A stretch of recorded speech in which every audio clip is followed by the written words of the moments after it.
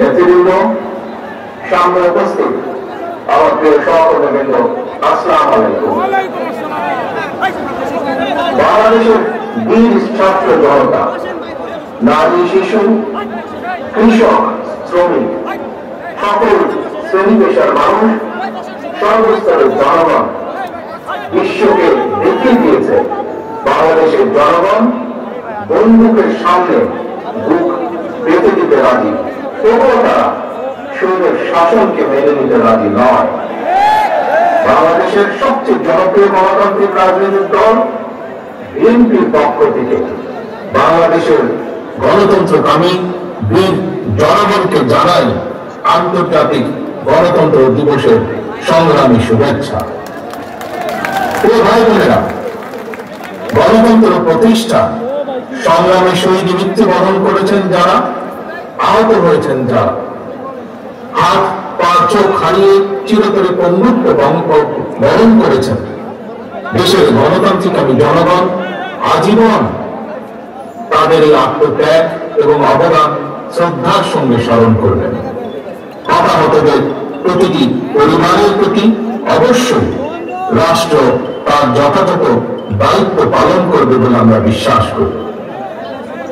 লাখো শহীদের বিনিময়ে অর্জিত স্বাধীন গণতান্ত্রিক বাংলাদেশের রাষ্ট্র, রাজনীতি, শাসন প্রশাসন হওয়ার কথা ছিল government of the people, by the people, for the people.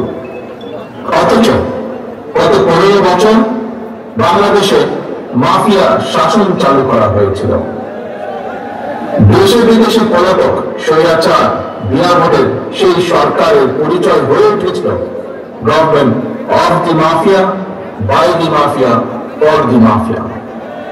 দেশবাসী, এই মাফিয়া চক্র দেশকে সর্বক্ষেত্রে ভঙ্গুর করে দিয়েছিল। দেশকে সম্পূর্ণ আমদানি নির্ভর, ঋণ নির্ভর এবং পরনির্ভরশীল রাষ্ট্রে পরিণত করেছিল। মাফিয়া চক্র দেশের ব্যাংকগুলোকে পর্যন্ত দেউলিয়া করে দিয়েছিল।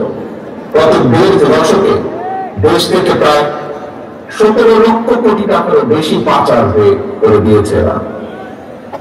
5ই আগস্টের পতিত স্বৈরাচারের বেপরোয়া দুর্নীতি আর লুটপাটের কারণে বাংলাদেশের বৈদেশিক ঋণ বর্তমানে $100 বিলিয়ন বেশি ছাড়িয়েছে। বাংলাদেশে আজ যে শিশুটি জন্ম নিয়েছে কোন কারণ ছাড়াই, সেই নিষ্পাপ শিশুটিরও মাথা পিছু ঋণ কমপক্ষে 1.5 লক্ষ টাকা। ভাই বোনেরা, মাফিয়া চক্র দেশকে শুধু অর্থনৈতিক ভাবেই ভঙ্গুর করে দেয়নি, দেশের আর্থসামাজিক, সাংস্কৃতিক এবং রাজনৈতিক রীতিনীতিকেও ধ্বংস করে দিয়েছে।